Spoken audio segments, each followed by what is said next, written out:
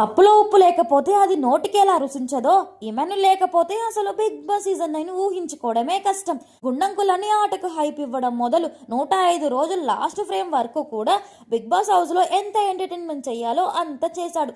ఇప్పటి వరకు జబర్దస్త్ నుంచి చాలా మంది కంటెస్టెంట్స్ హౌస్ లోకి వచ్చారు వెళ్ళారు, కానీ ఇమాన్యుల్ మాదిరిగా అయితే ఎవ్వరూ ఎంటర్టైన్మెంట్ చేయలేదు. అది చాలా కష్టమైన పని, బట్ అయినా కూడా చాలా సులువుగా చేసి పడేశాడు. నిజానికి కమెడియన్ గా బిగ్ బాస్ హౌస్ లోకి వెళ్ళడం అనేది ఒక అవకాశం వరకు ఓకే, కానీ అక్కడ నిలదొక్కుని ఆడడం అంటే అదో రకమైన శాపమే. ఎందుకంటే కామెడీ చేయడం అంత ఈజీ కాదు. అన్ని ఎమోషన్స్ కంటే నవ్వడం, నవ్వించడం అనే ఎమోషన్స్ ని ఆస్వాదించడం, అంగీకరించడం చాలా కష్టం. ఎందుకంటే కమెడియన్ గా వెళ్ళిన వాళ్ళు హౌస్ లో కామెడీ చేసి నవ్వుల పాలైన ఘటనలు ఎన్నో ఉన్నాయి. అలాంటి టఫ్ సిచ్యువేషన్ లో కూడా కామెడీ పంచడం అంటే అంత ఈజీ కాదు. ఇప్పటి వరకు రోహిణి, అవినాష్, సంపూర్ణేష్ బాబు, ధనరాజు, చలాకి చంటి, ఫైమా లాంటి జబర్దస్త్ ఆర్టిస్టులు బిగ్ బాస్ హౌస్ వెళ్ళినా కూడా టైటిల్ సంపాదించకుండా బయటకు వచ్చారంటే వాళ్ళపై కమెడియన్ అనే ముద్ర ఉంది కాబట్టే. అసలు వీళ్ళు జోక్స్ వేస్తే ఎవరు ఎలా రిసీవ్ చేసుకుంటారో తెలియదు. అందులోనూ బిగ్ బాస్ హౌస్ లో మరీ ఘోరం. ఎక్కడే చిన్న లూప్ దొరికినా కూడా దాన్ని పీకి పీకి చాట చేస్తూ ఉంటారు.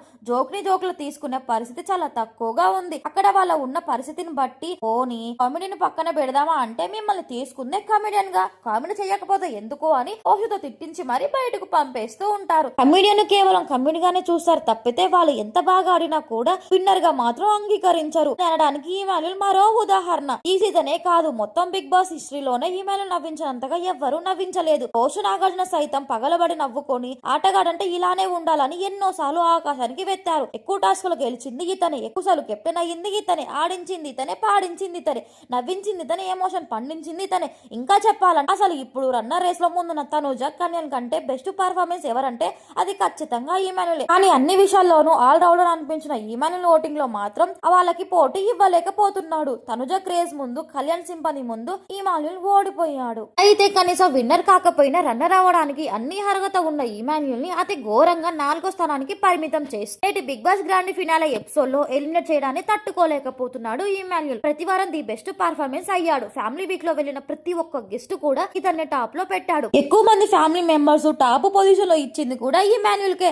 అలా ఇచ్చినప్పుడు ఇమాన్యుల్ ఖచ్చితంగా విన్నరో లేదంటే రన్అట్ అవుతారని బలంగా నమ్మాడు. కానీ అతని నమ్మకం నిజం కాలేదు. కనీసం 3వ స్థానం ఇచ్చినా కూడా ఇంత బాధపడేవాడు కాదేమో అనిపించింది. మరీ 4వ స్థానంలో ఎలిమినేట్ చేయడంతో స్టేజ్ పై బోరున ఏడ్చేశాడు ఇమాన్యుల్. పోనీ పోతే పోయింది వెధవ స్థానం, కనీసం సూట్ కేసు ఆఫర్ చేసి ఉంటే ఎంతో కొంత ప్రైజ్ మనీ ఇచ్చి ఉంటే అతను పడ్డ కష్టానికి ప్రతిఫలం దక్కినట్టు అయ్యేది. కానీ అసలు 4వ స్థానానికి సూట్ కేసు ఆఫర్ చేయకుండానే హౌస్ నుంచి బయటికి పంపడం అనేది ఇమాన్యుల్ కి తీరని అన్యాయమే. ఎందుకంటే అసలు ఈ సీజన్ ని కళ్యాణ్ లేకపోయినా, తనుజ లేకపోయినా, ఆఖరికి హోస్ట్ నాగార్జున లేకపోయినా కూడా నడిపించే వాళ్ళం. కానీ ఇమాన్యుల్ లేకపోతే ఊహించుకోవడం కష్టం. అలాంటి ఆల్ రౌండర్ ని 4వ స్థానం నుంచి బయటకు పంపించడం అనేది ఖచ్చితంగా అన్యాయమే. తనుజ, కళ్యాణ్ వీళ్ళిద్దరు విన్నర్ రన్నర్ కాబోతుండగా డేమన్ పవన్ కి 3వ స్థానం, ఇమాన్యుల్ కి 4వ స్థానం, సంజనకి 5వ స్థానం లభించిందన్నమాట. మరో ఇంట్రెస్టింగ్ అప్డేట్ ఏంటంటే విన్నర్ విషయంలో కూడా ఊహించని టిస్ట్ ఇవ్వబోతున్నాడు బిగ్ బాస్.